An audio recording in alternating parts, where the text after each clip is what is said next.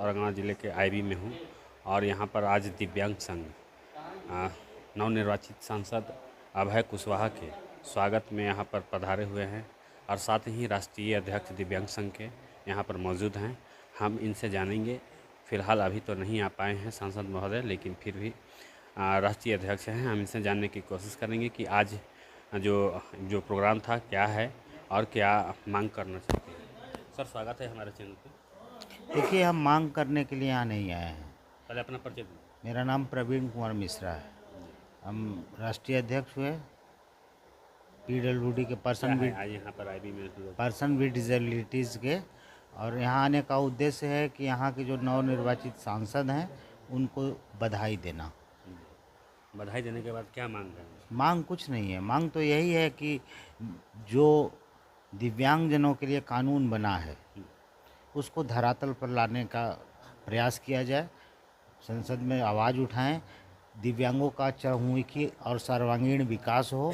क्योंकि सबसे ज़्यादा अगर समाज में कोई जलीलत जहालत का ज़िंदगी जी रहा है तो वह है दिव्यांग समाज।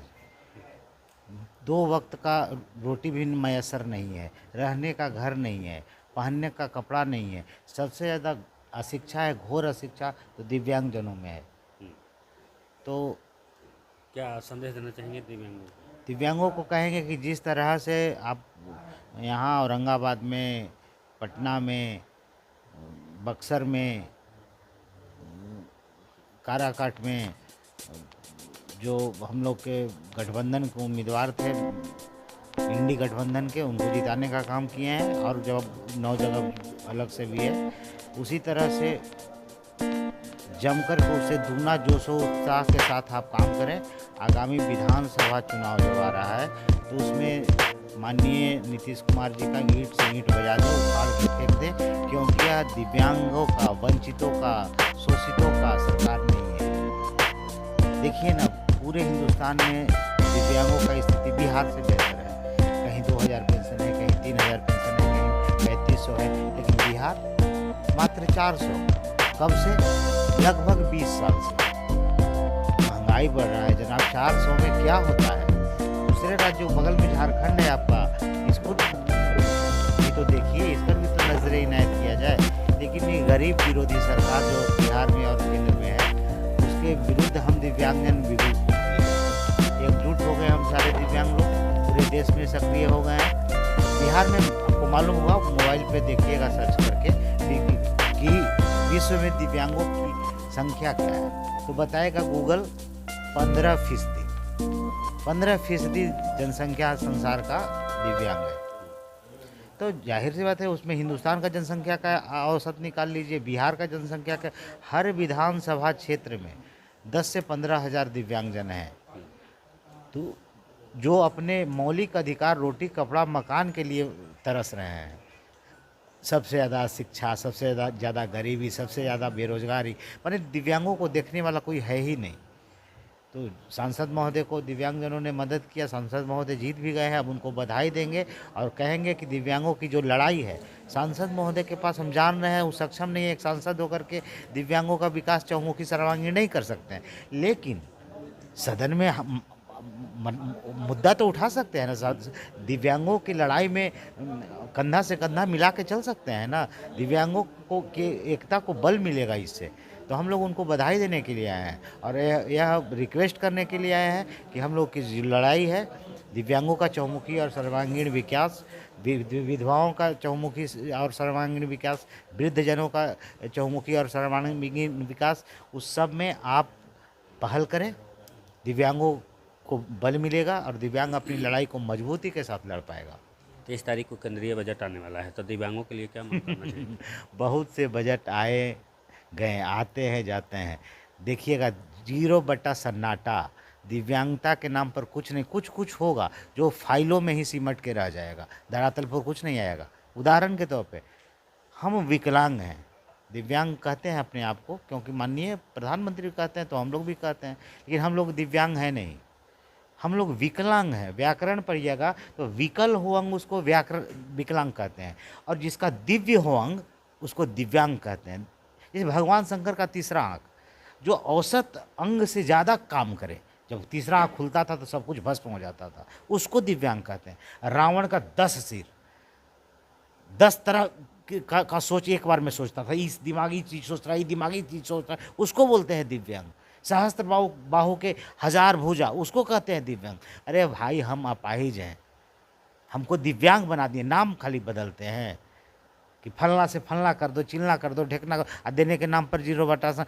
पहले अब दिव्यांगों का कानून बना RPWD एक्ट, दिव्यांगजन अधिकार अधिनियम 95 में। बहुत सारे उसमें कंडिकाएँ हैं, बहुत सारी सुविधाएं, धरातल पर क्या आया? कुछ नहीं। फिर 2016 में बना RPWD act, right to person with disability act, दिव्यांगजन अधिकार अधिनियम 2016। तो 8 वर्ग के लोग पहले 95 में हुआ करते थे दिव्यांग, अब 21 तरह के वर्ग के लोगों को दिव्यांगता की श्रेणी में रखा गया। और मिला क्या? जो 4% आरक्षण निर्धारित है, सब जगह प्रभावी भी नहीं है। अजी 4% ही आरक्षण दे रहे हैं, ठीक है, अब मत 3 गुना बढ़ा दिए, 8 से 21 तरह के लोगों को दिव्यांग कैटेगरी में लाए, बढ़िया बात है। जरूर पहले पागल लोग भी, मंद जो बौद्धिक भी दिव्यांग जिसको बोलते हैं, वो लोग भी दिव्यांग कैटेगरी में नहीं था, अब आ गया है। इस तरह से 21 हो गए, लेकिन 4 के 4 ही % वो भी सुनिएगा, फलना जगह लोकसभा के चुनाव में अनुसूचित जाति आरक्षित सीट है, सुने हैं ना, आरक्षित सीट है, लेकिन दिव्यांग का 4% अगर रहता तो 4 दिव्यांग तो अपना बात उठाने के लिए सदन में पहुंचता ना। विधानसभा में भी नहीं है, यहाँ तक कि पंचायती राज में नहीं है। यह बगल में बैठे हुए हैं दिव्यांग, हमारे भाई हैं, सरपंच हैं, इस जनरल सीट से जीत के आए हैं, तो कहाँ गया दिव्यांगों का आरक्षण? नौकरी में तो छोड़िए, वो तो कितना आप कर रहे हैं दुनिया देख ही रही है। भला हो तेजस्वी बाबू का, आज तक आज़ादी के बाद भी किसी भी राजनीतिक पार्टी ने दिव्यांगों का सुध नहीं लिया, किसी ने नहीं लिया। अभी लोकसभा चुनाव हुआ है, आप हमको बताइए तो कि कोई भी दल का नेता दिव्यांगों के लिए मंच से एक शब्द भी बोला हो? कोई नहीं बोला है। एक व्यक्ति है जो बोला है कि अगर हमारी सरकार बनती है तो दिव्यांगों का चहुमुखी और सर्वांगीण विकास होगा, वह है तेजस्वी प्रसाद यादव जी, उनका बेटा जी है। वो बुलंदियों पर जाए, मुख्यमंत्री नहीं अपितु प्रधानमंत्री बने। राष्ट्रीय जनता दल ने दिव्यांगों का दुर्दशा देख करके, नारकीय जिंदगी जीने पर अभिशप्त दिव्यांगों को देख करके अपने दल में राष्ट्रीय जनता दल दिव्यांग प्रकोष्ठ बना डाला, दिव्यांगों को एकजुट कर रहा है।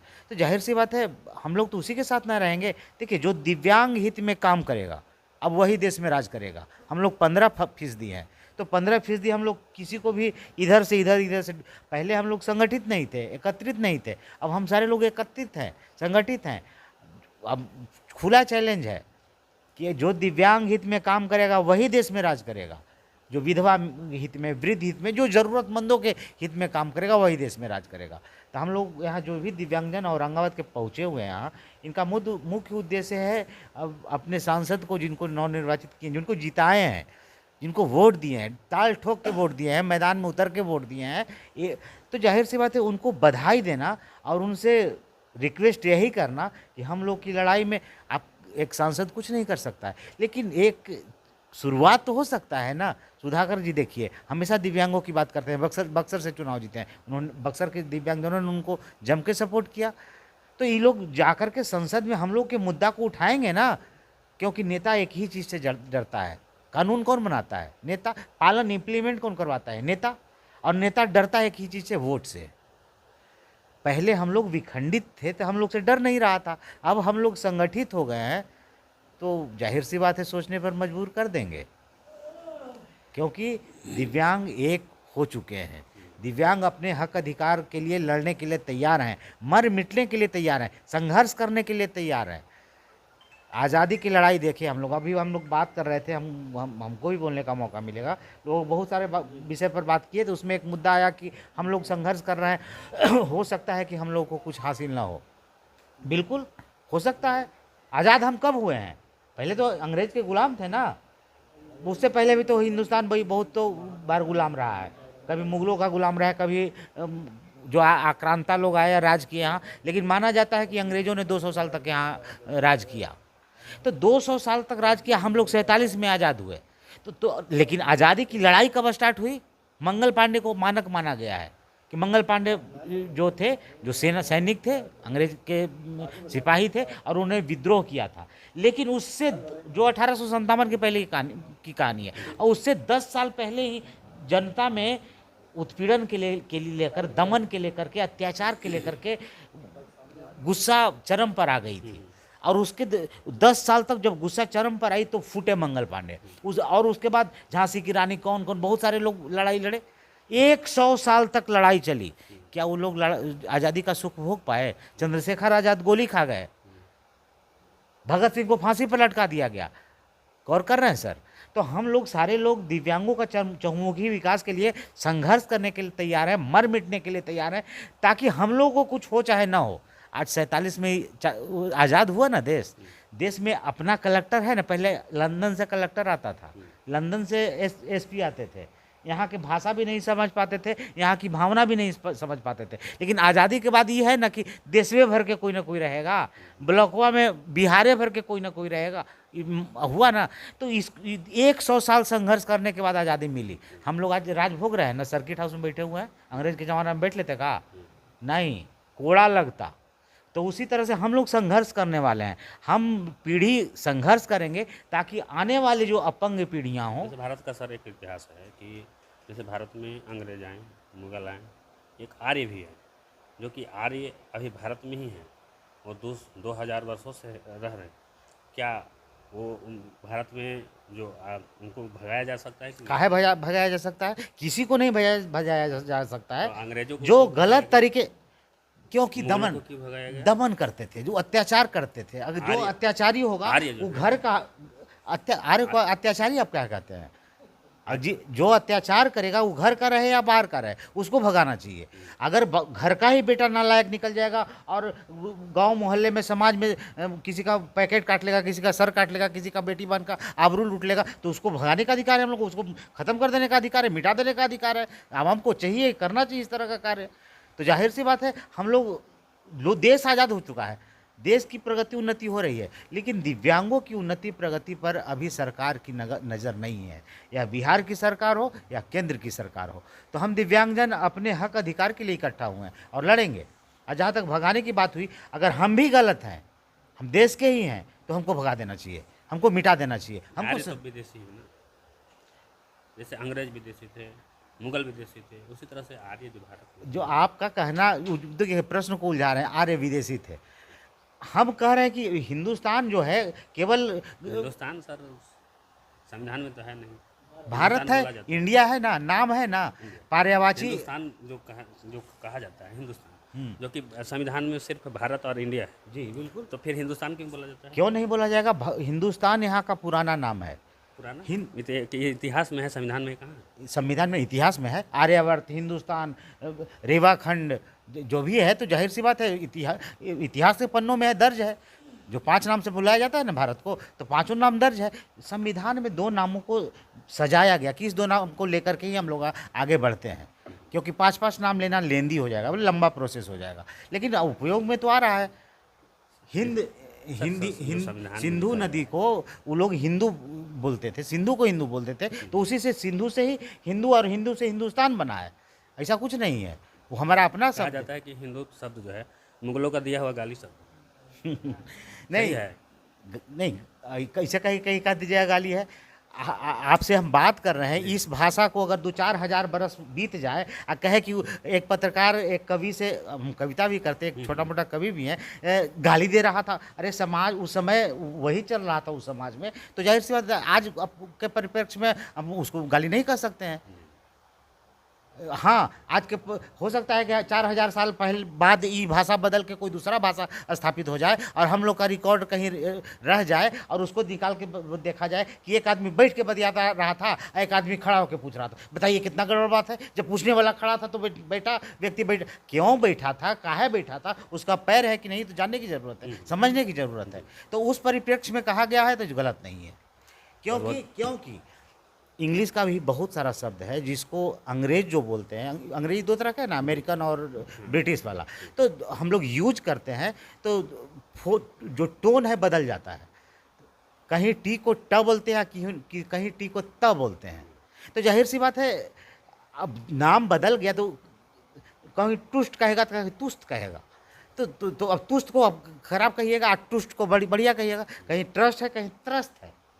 तो दोनों एक ही चीज़ है, एक अमेरिकन हो गया, एक इंग्लैंड का हो गया। तो हम लोग प्रभावी जो अंग्रेजी से प्रभावी हैं वो इंग्लैंड के इंग्लिश से प्रभावी हैं, इस वजह से वो थोड़ा सा अटपटा टाइप के लगता है, लेकिन लोग जानते हैं।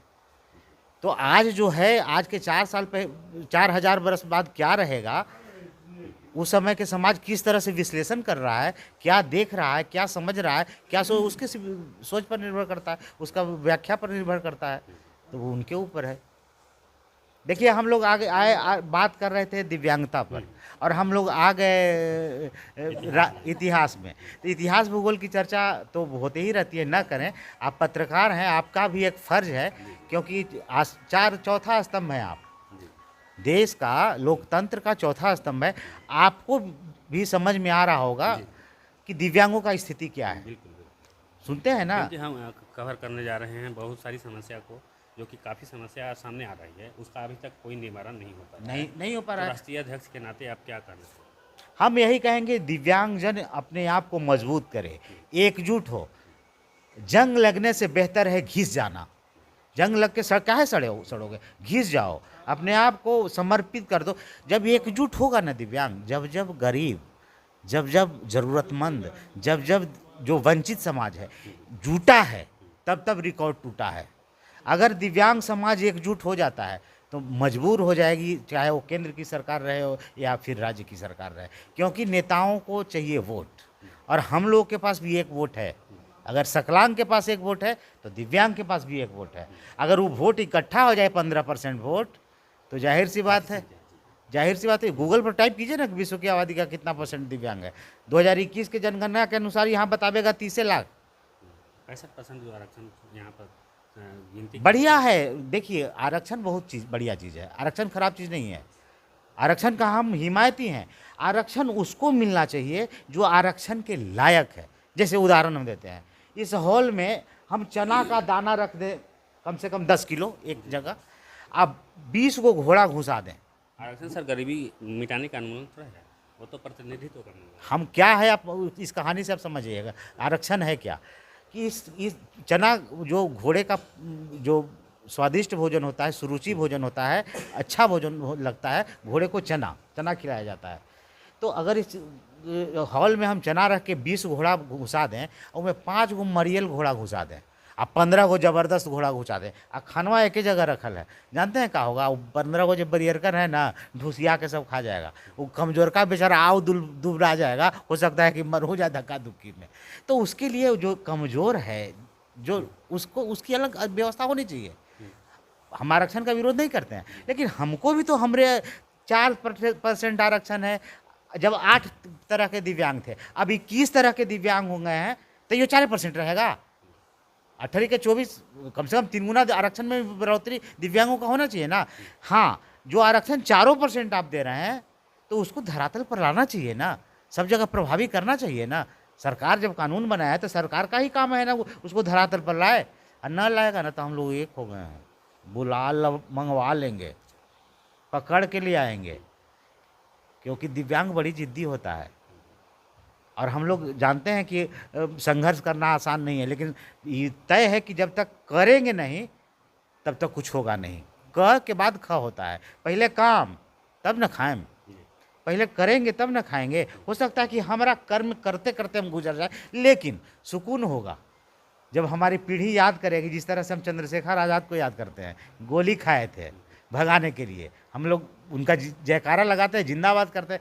मंगल पांडे फांसी पर चढ़े थे, जयकारा लगाते हैं। उसी तरह से हम घिस जाए, मर जाए, मिट जाएं, और अगला पीढ़ी जो सुविधाओं से वंचित है उसका चहुमुखी सर्वांगीण विकास हो जाएगा। तो हम लोग को याद जरूर करेगा कि कोई व्यक्ति था जो हम लोग के लिए संघर्ष किया था, ताकि उसी के वजह आज अम्बेडकर साहब को इतना याद करते हैं लोग। क्यों?